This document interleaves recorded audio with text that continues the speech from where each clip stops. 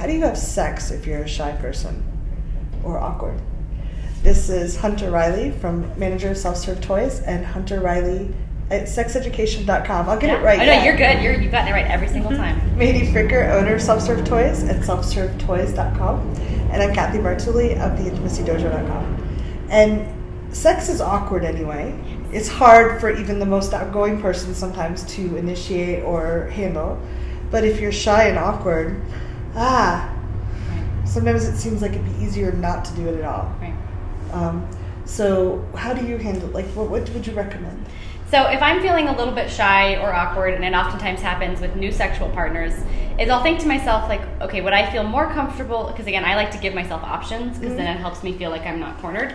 I like to think, okay, would I feel more comfortable being on the receiving end or being on the giving end of something? And then I kind of check in with my partners and say, hey, like, where are you at right now? And I oftentimes will start with non-sexual things like massage, because that helps center me in my body. And then oftentimes you might end up taking off some clothes to get a massage, and then maybe you're all just hanging out naked, right? And then you can kind of navigate it.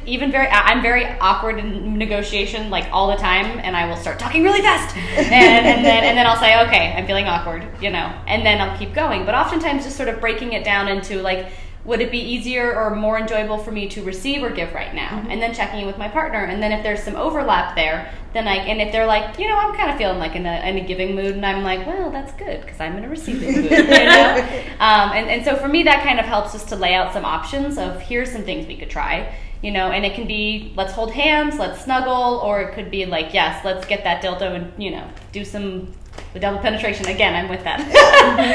But yeah, so it's, for me, it's laying out options that helps me feel a little bit more comfortable, and helps me feel like I can say no to stuff, which of course I always know that I can, but sometimes it feels hard to really embrace that and embody that. So for me, giving options to myself and to my partners helps me if I'm feeling a little bit awkward. Yeah, love it. Thank you.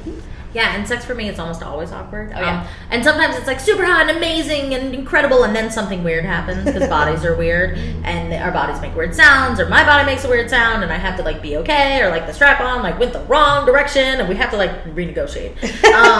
And so I think just making room for that from the beginning is really important, like checking in a lot about safe words, checking in a lot about, like, that it's okay to pause. I personally have a history of sexual assault and trauma, so I will sometimes trigger, and so when I get into bed with somebody new, that used to be really terrifying for me, that oh my God, what if I trigger? What if that happens? And so I'd be more and more awkward because that was going to happen, and how would I handle it? Right. And so what I've actually started doing when I get into bed with new people is say, like, hey, just so you know, sometimes I trigger, this is what it looks like. If that happens, this is what I need. Yeah. And that conversation, honestly, is like rocked my world so many times. It's powerful, and it gives the other person permission to pause things too. Yeah, and then they go, oh my God, me too, or that's happened to me before, or that happened to another partner, thank you for bringing that up. And so then everything feels so much safer, and less awkward for me, because I'm not holding this big secret that might come out, that I might not be able to control, that might happen.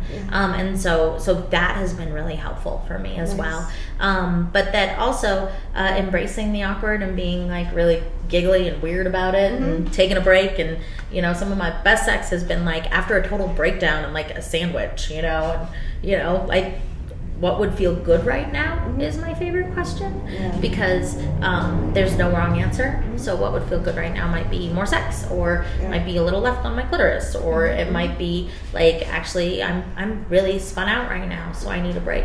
And that has really helped the awkward moments. Yeah. It's that moving through that question of, like, what would feel good, because it's also like a body-based question. Yeah. And sometimes when we're feeling awkward, it's hard to be in our bodies. It's hard for me to be in my body. And so having that as, like, an open-ended, honest question really helps me move through the awkward. I love that. I like to invite people to, sometimes we're in sex, it's like we want to please, we're getting in that pleasing mode, or we're not, like you said, not really in our heads or in our bodies. I like to invite people to write things out. Like, okay, we're going to get together for date night tonight. We haven't been trying some things. How about we each write down the thing we most like to do, and we're going to read it to each other. And that's hot. And we don't have to do it, but we're just going to share some things that we've always wanted to try. Because in the moment, it's really easy to get in routine and not break out. And just reading stuff, it's like, oh no, I don't ever want to do that, but that reminds me of this other thing. Would you be interested in that? And it's just the vulnerability of sharing of it. And I think because you're not actually in the moment of having sex, sometimes the people are less verbal. It's a lot easier to share that in an articulate way or semi-articulate way. That is such a great idea. Or you could even text ideas. Sexting. Or something. Yeah, exactly. I love that idea. That's great. I know you're in a meeting, but I just thought of this thing. Yeah. I had two recent partners who had done new things with me that they hadn't said at the time were new. Yeah. I had them make a list of everything we had done together that was new to them, so that I would know, like, oh my gosh, we did this new thing, and I wanted to hold it for them. And it was really exciting, and it also gave me context about what new looked like for them. Because I think sometimes when we do new things, we want to play it cool, and I don't want that at all. I want to know. I want it to be new. It's exciting to be oh, how does it feel? What do you notice when you're doing this? And then they sent another list of all the new things they wanted to try, which then gave us a menu. And that can be fun too. Yep. Yeah, wonderful. Yeah. So let us know what you do if you feel shy and awkward. How do you handle sex? Awesome. Thank you.